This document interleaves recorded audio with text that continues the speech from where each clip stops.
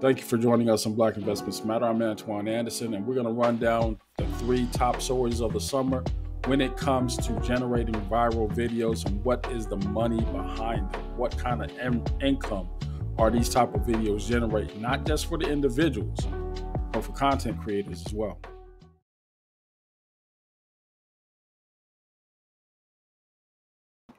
Now, if this is your first time to social media, you're probably not going to know what I'm talking about. But if you're on this channel, you've seen these stories that we're going to talk about. And of course, I'm talking about Carlee Russell out of Alabama. I'm talking about the boat brawl, also out of Alabama. I'm talking about the incident with KeKe Palmer, Usher, Darius, that whole shebang.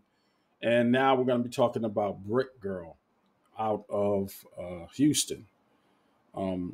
What these incidents all have in common? Nothing. What does it have in common for a content creator?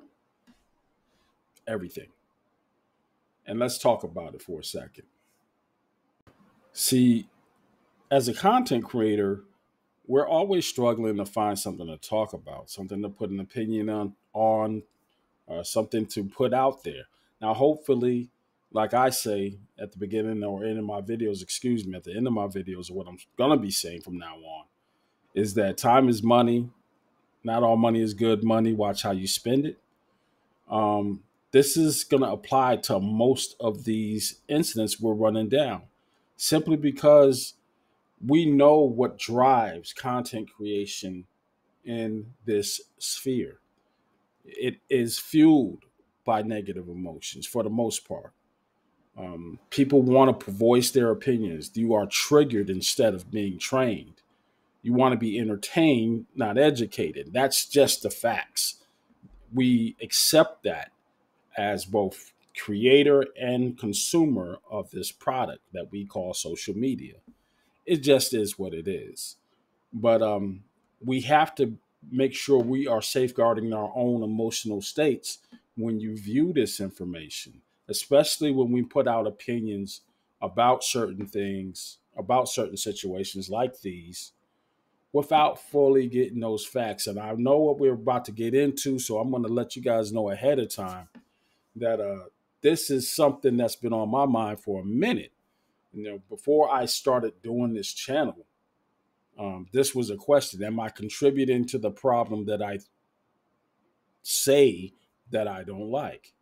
So instead of voicing an opinion about any one of these issues, we're just going to stick to the facts behind the issue and comment on that. Because I think it's worth stating that there's a cost to these viral videos of both financial and emotional costs. There's also money to be made on these issues when you use them to monetize a channel or to push an agenda. And we're going to get into all of that. But we're going to take it on a step-by-step basis. First, let's talk about our girl, Carlee. Now, to recap, Carlee Russell was driving her car from her job or location when she decided to call the police and report a toddler walking alone down the interstate. And as she was doing this, she was also on the phone with her family member. I think it was her sister at the time. And the phone went dead as she was giving this description. But she had already called 911, and they had a recording of her describing what was going on and what she was going to do. Okay. For 2 days, this woman went missing, and leaving people to believe she was abducted. Left a wig there, her phone, some other stuff. It quickly came out that not only did it look like she had planned it, but the investigation itself um, proved that she had, in fact, been lying. What was crazy about that situation? Everybody, including myself, was up in arms. We were already talking about how many black women go missing. We were talking about the white trucks. Remember that? Women just disappearing and never getting the attention on the mass media that this story actually got. It was crazy because we want to make sure that we are getting the word out about the fact that there are so many missing and exploited Black women that go unreported, that you have to kind of get up in arms. You're already primed to feel some kind of way when you hear a story like this. So what happened after this, when she showed up 2 days later walking back to her home, people are asking, what happened to the baby? What's going on? Well, we all know the outcome. Carlee eventually admitted that she fabricated the entire story. The the city and state, I guess the state, actually, the city did. They're charging her with a misdemeanor. Um, and her boyfriend, who initially was standing with her and the family, they're now exes. And this is kind of that emotional cost I'm talking about. What kind of pain and drama did they bring to that family when they're trying to defend this stuff and nobody knows why she did this? Um, it wasn't a situation, I don't believe, that she was going to make any money off of this through social media. She doesn't seem to have a social media following like many people in this space will have.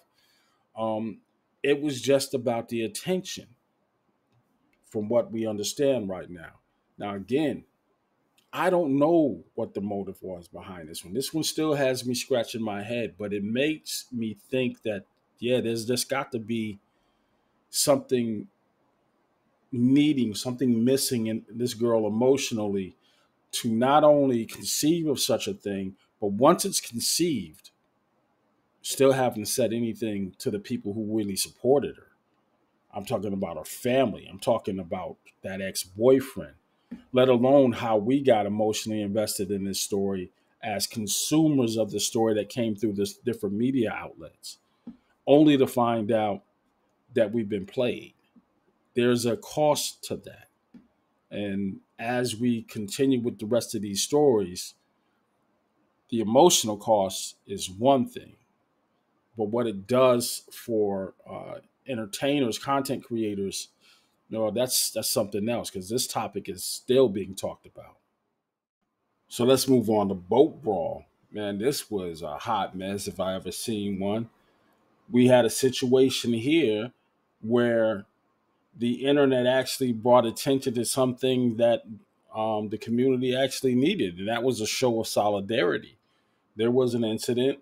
Again, there was so much going on that day that you got a bunch of memes created out of a very serious topic.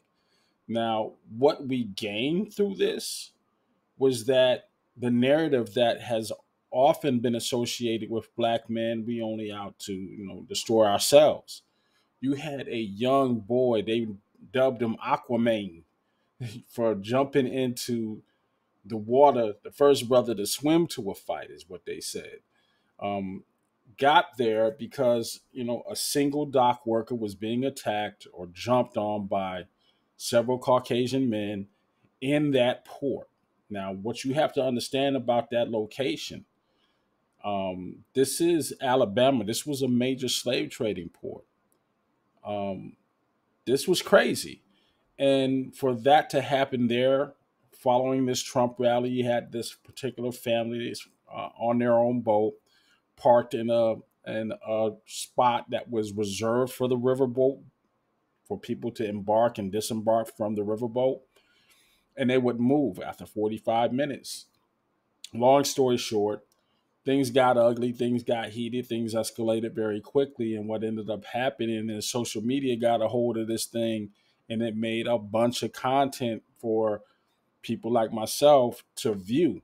Now, I typically stay out of the opinion piece of it, but this was one of those situations where social media actually created a break in the back and forth that we have within the space about Black men. There was once, in this once in a lifetime situation, there was some sort of consensus. This is what it looks like when you unify. There were the Wakanda memes. There were the uh, uh, memes about Not today. It was a lot going on, but the thing that we took for granted is like when this kind of stuff happens, there is always going to be someone that's going to try to make some cash out of this. Now they didn't make it off of social media per se, but think about all the memes. There was even those little folding chair action figures, I guess you would call them. They were little decor little items that they were selling at different stores. That's still being talked about as if it's a joke, but it really was a serious situation. And four people were arrested, including the guy who was swinging the chairs. That was actually the fifth person because it was four of the family members that were arrested for assaulting that dock worker. But had it not been for that video, what could have been the outcome? It was just one of those situations where if you look at it for what it was, it in itself speaks to a much more serious issue. But as for content creators, we're going to be talking about the numbers that these stories generate and how content creators actually get paid. And you'll see why it is that, I think there's going to come a time when you're going to have to start seeing some censorship of some of this stuff, whether it's good content or bad, whatever you want to say about it.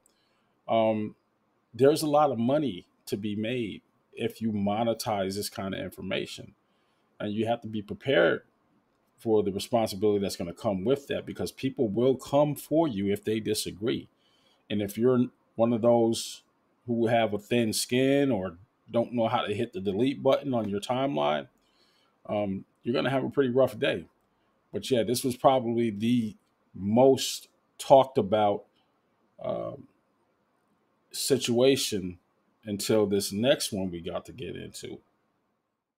Now, the last two topics we're going to be talking about, these last two topics we're talking about, this was all about attention, money. This is the internet at its worst. Um, you have a situation where people are putting their opinions on something that happened based off of a tweet. Now, let's keep in perspective what happened in this situation. A celebrity was going out, went out, she dressed, whatever. The kicker for this is that the boyfriend, the baby daddy, Darius Jackson, I believe his last name is, um, had some things to say about how his BM, his baby mama, was dressed, you know, and it instantly clapped back at him. You can't say anything about it. There's a whole space devoted towards this type of acrimony that existed within primarily the black community. Um, Black men and black women, I haven't seen it like this in ever, where there are points, counterpoint situations being made up just based on the animosity in the dating market right now. I don't even understand why it is. And once you see it, you can understand why we have 75% of our households are run by single parents and unwed parents, the highest of any racial demographic out there. Um, it's at a fever pitch right now, and everybody has an opinion about it. Hence, why it's on social media. Now, in this case, the particulars, the primaries, went on to make videos about that situation, then did live interviews, talk back, clap, cases filed, cases dropped. But it was the emotional investment of the consuming public that drove this story to one of the biggest of the year on Black Twitter and Black social media. Now, what does that do to us as an individual? Well, it puts us in our own particular silos, right? But as a content creator, you have to decide very quickly whether or not you're going to jump on a story like this or not. Remember, there's going to be some heat. You're creating the platform for people to start speaking and voicing their opinions. This is a personal decision that I've made on this video, and I'm going to keep it 100. Um, in order for you to even start monetizing this kind of content, so anybody who's out here trying to break into social media because you think you have something relevant to say and you want to get it out, and you have a format and a platform that you want to create, fine, go for that. But keep in mind, you have to reach a certain number of watched hours to do that. Now, granted, a video like this, like the KeKe Palmer situation, or like the Carlee situation, or the last one we're going to talk about, which is just killing the internet right now. Those issues, once you hit a certain threshold of watched hours, and subscribers, keep in mind, you got to have other people. They're keeping a track of how many people subscribe. In order for you to comment on this stuff, you got to subscribe to that channel. In so doing, the channel becomes monetized. You can start making money off of the things you're saying. As of this time right now, this channel cannot do that. I haven't reached that threshold yet.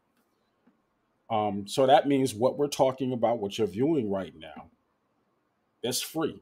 I'm not making any money off of this. I'm just voicing an opinion.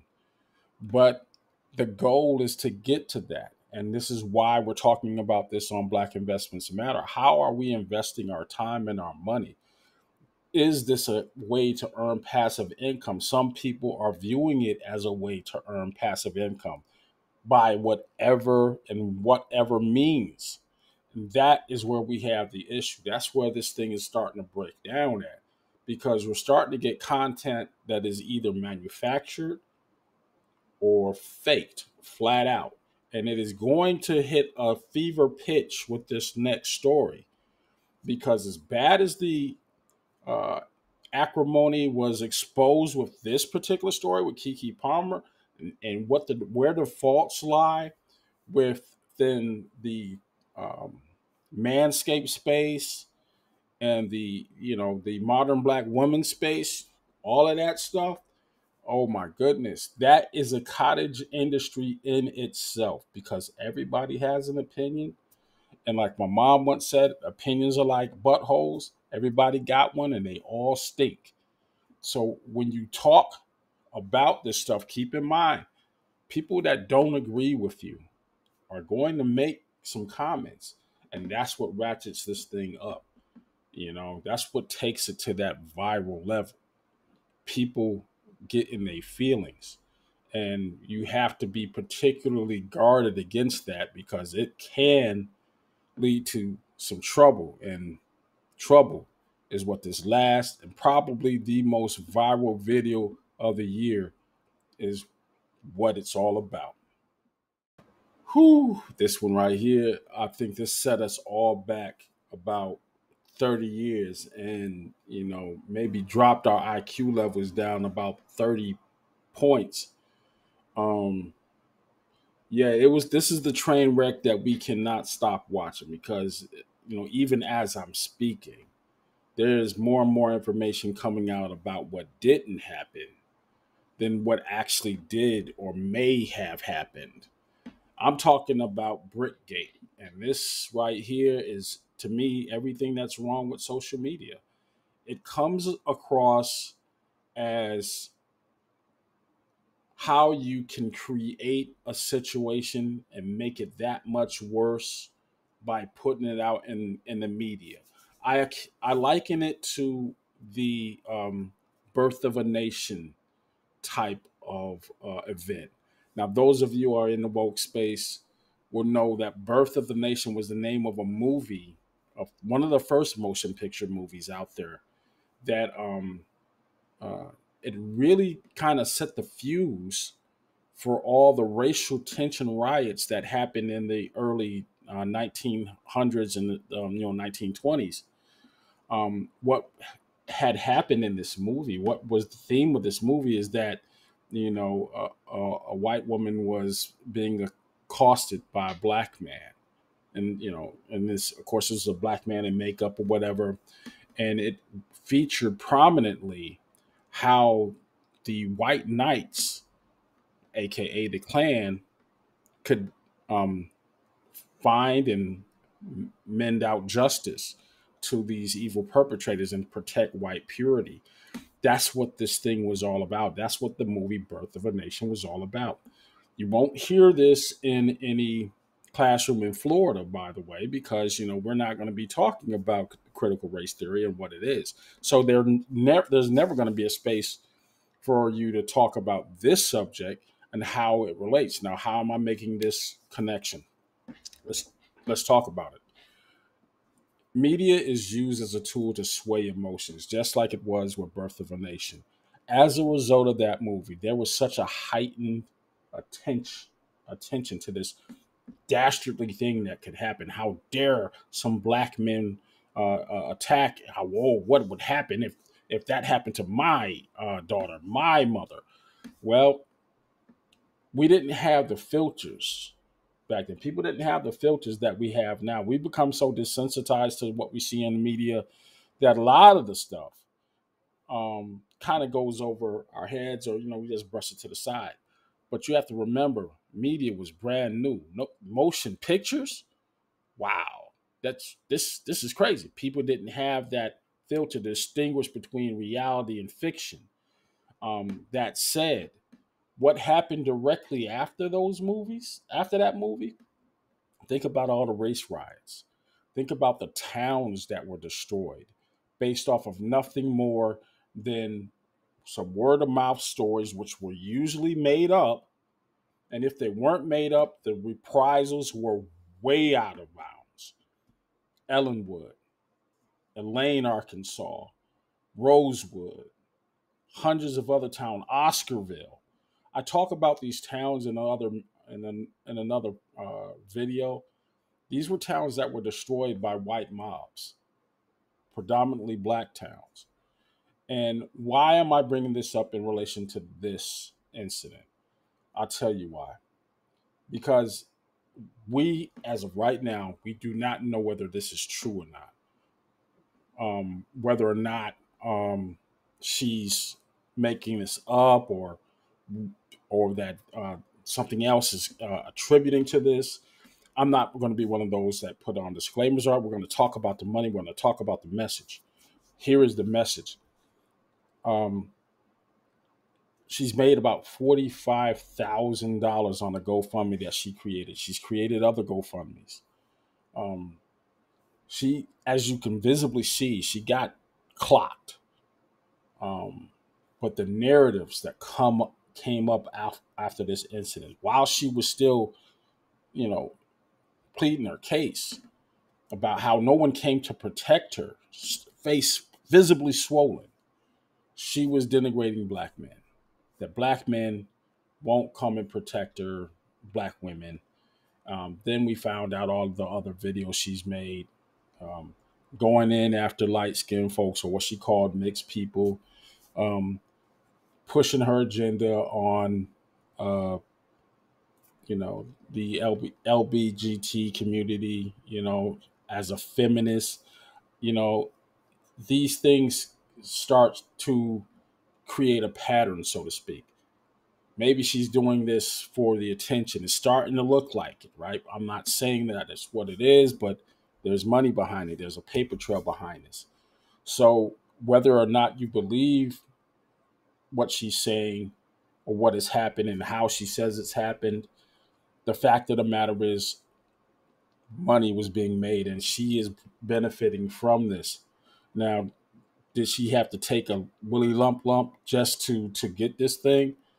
When you look at the videos that she's put out where she's actually going across town smacking white people, calling it reparations.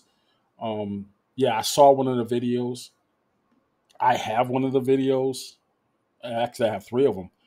But YouTube is already starting to crack down.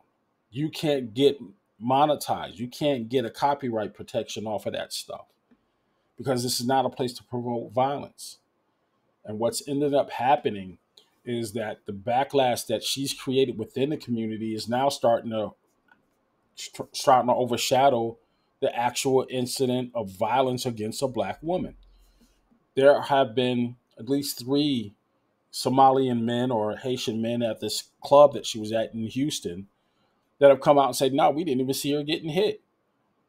Not only that, there were people with her that were holding the camera that didn't step in and help her. The black men were the ones who actually called the police looking for the student. She went right into her diatribe to fit the narrative that she's been promoting all these years to push out that message that black men ain't ish.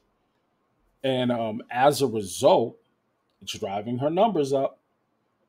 She's getting over $40,000 at this point on GoFundMe alone.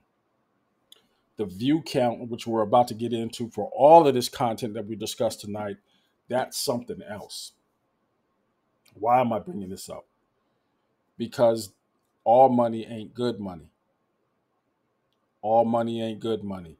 The ramifications of this right here is something that is going to have long lasting repercussions. We are at a tipping point in the black community right now. Black men and black women really don't trust each other. I see a lot of black men that don't like black women. Yeah, talk about the passport bros. But some of these dudes, they really hate women, and I think that's bugged out. But at the same time, that hate is being met with the same tenacity and hate that a black woman can muster. There is nothing more determined than a black woman in her feelings. She's going in. That's what has built these industries, and they're not liking it. But since the post Kevin Samuels um, era, you know, so many of these channels focusing on manscaping, man issues, have been popping up and getting a lot of traction. One of the things that drives the numbers in these channels and why people are engaging in this content is because it boosts your numbers. Now, to keep it 100, this whole video, this is probably the longest video I've ever made, and the only reason I'm talking about it to be 100 is to get those numbers up. I find myself at an ethical question. The whole purpose of this space that I tried to create, of building wealth within the black community, um, was to try to get us away from some of the stuff that is holding us back. Um, by using this channel, I quickly start to realize that this is a space for information to come through that let's keep it 100. It's not all good. It is not all good. But adding this content and just those pictures that you clicked on, it's probably going to get me about 6,000 or 7,000 views. You're not able to even comment on what I'm saying unless you subscribe to the channel. That's what this is. And once you subscribe, and once those subscriptions hit over 500, I can start monetizing this channel. That's full disclosure. But in addition to that, I've got to get 1,000 watched hours. I mean, actually 3,000 watched hours. I'm quite sure after this thing hits, you're gonna see a lot of people commenting on the space, and that's gonna push me over. Now, ethically, did I sell my soul by doing this? After all, I'm not offering an opinion on any of these stories. I'm just telling you what happened, right? I'm telling you where the money is in these things. I'm going to break it down at the end of the video, or actually, let's start doing it right now. For every 1,000 clicks, 1,000, just people just watching the video, you get a certain amount of money. I think it's around $1, right? What will people do for $1 in the United States of America? Well, we're about to find out, because after you get that 1,000, your channel begins to get monetized. The space is going to now start to be more heavily monitored because there's so much negativity going on out there. Facebook is not going to have any choice but to try to pull back, start pulling people's licenses. We just saw that with Fresh and Fit. Another one of those Manscaped type channels where men are being very vocal about the state of black dating in this country, said something, the content kind of shifted away from their original purpose. they had some racist guys on there, and that channel and that monetization got pulled. Okay. You're going to start seeing a lot more of that because there are thousands of content creators out here putting out anything. And Miss Bashi, she's a content creator. Miss Bashi has gone viral a couple times. She's known in Houston for going around slapping random white folk. There was a video out there. She slapped one guy, then just struts off and drops down into a twerk. Um, Even that video is now starting to get censored. Even that video, because, well, number one, it's going to take focus away from the narrative. This woman got hit in the face with a brick, or somebody hit her hard as hell with a hand. Whatever the case is, she got hit. Um, People are asking if this is a skit. There's a whole cottage industry now just about whether or not this was real, fake, manufactured, whatever. But it has gotten to a fever pitch so bad that right now, I don't think there's any coming back from the type of damage that we're seeing in our own interactions. Many of us have gotten into Facebook feuds and Twitter beefs, tweefing, whatnot, with friends and family members. Um, and it leads to you either not dealing with that friend or family member anymore, guilty as charged, um, or you get yourself off of the platform where you don't have to be bothered by what somebody says on a camera with a mic. It's gotten to that point, all for the love of money, right? You're trying to monetize. Now, there's a passage in Second Timothy, and it's kind of weird that I was looking at these passages because it made things kind of clear to me what I was trying to get around. I'm talking about that passage where it says that men will become lovers of themselves and lovers of money more than they are lovers of God, and how you should stay away from these people. Am I contributing to that by putting this information out there? That's the ethical quandary that I find myself at. I'm looking at it in terms of, am I willing to sacrifice ethics just to get some numbers up? However I classify, however I'm kind of dissected, I'm still profiting off of the stories, right?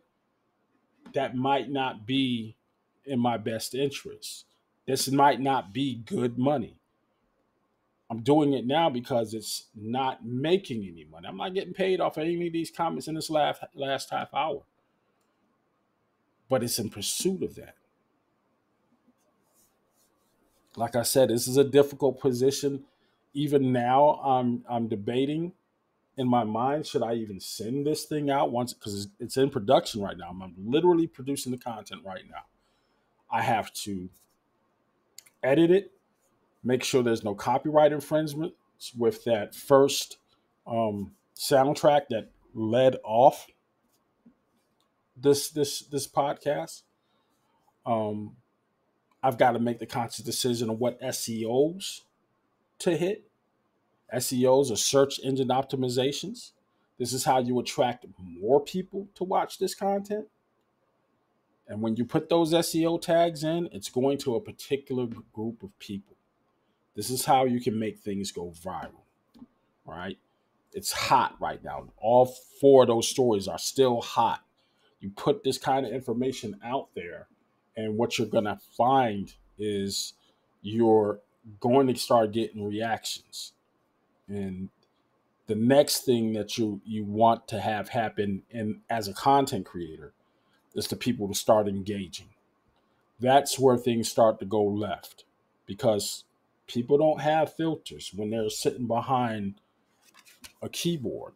You know, you just go ahead and type your feelings and your emotions out there, and you're kind of safe in the comfort of your own room and the comfort of your own home, and you're saying things that you wouldn't say to somebody in their face. Um, you have that. But as a business, and that's what this social media construct is, this is a business. If I'm trying to make cash, I need to have enough of an engagement to put something together that is going to generate the type of response that I'm looking for to grow the numbers.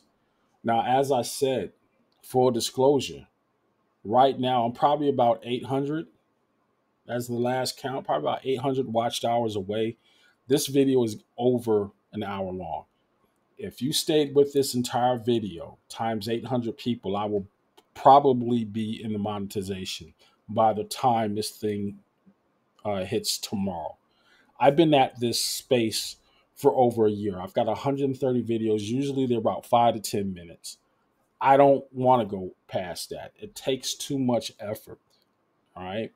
And the type of effort I'm putting into it is trying to give you useful information, not to try to generate likes. But if I need to make money, this is what you got to do. Am I wrong? I don't know. I don't know. It almost makes me feel like I'm cheapening my product by talking about this, even though I'm not offering an opinion. That's what I keep in the back of my mind. I'm not putting out any opinions on any of these stories. We've all consumed them, but am I guarding myself away from the type of toxins that this stuff generates? I put in there a little blurb from Nas's King's Disease 2, I think it is, the song called Nobody. And the lyrics are poignant. They're going to be running on the bottom of the screen as I'm talking about them.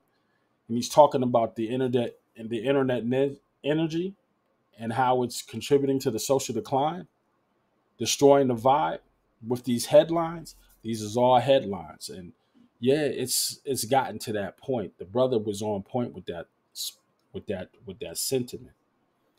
But as far as how we as content creators use this information, it is something to be guarded against. Um, I'm gonna end it like I should have started it. Um, yeah, this is a tough one, but just remember that time is money. Not all money is good money. Watch how you spend it. I'm Antoine Anderson. Click like and subscribe, and I will talk to you later, hopefully.